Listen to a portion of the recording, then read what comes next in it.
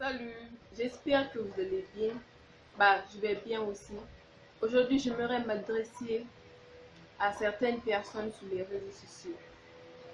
Il y a certaines personnes, quand ils viennent de se mettre en couple, on ne peut plus respirer sur les réseaux sociaux.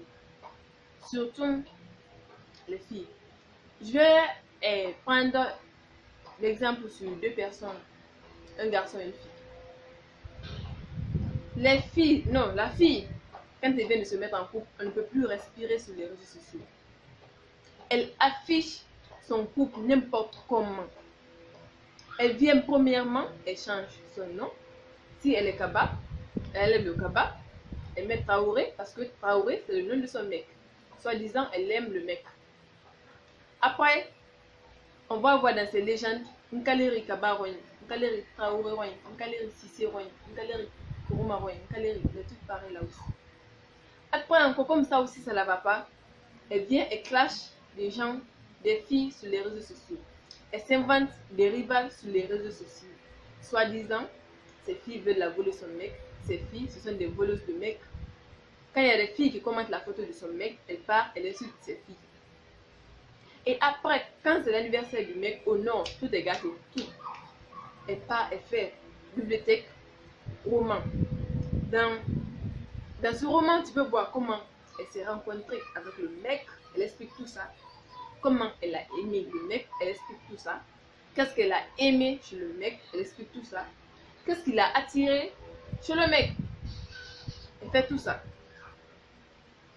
Maintenant, à un moment donné, genre, ils font tout pour attirer l'attention sur leur couple. Pour que les gens suivent la vie de leur couple sur les réseaux sociaux.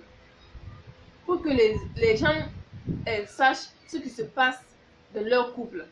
Maintenant, à un moment donné, comme ça ne va pas dans le couple, on voit la fille, ce n'est plus maintenant un calérien, c'est maintenant femme battante, femme qui dépend d'elle-même. Maintenant, ce n'est plus une calérien, ce n'est plus genre tout pareil là, c'est maintenant femme battante, femme indépendante. Les ex sont des erreurs, comme ça ne va plus dans le couple.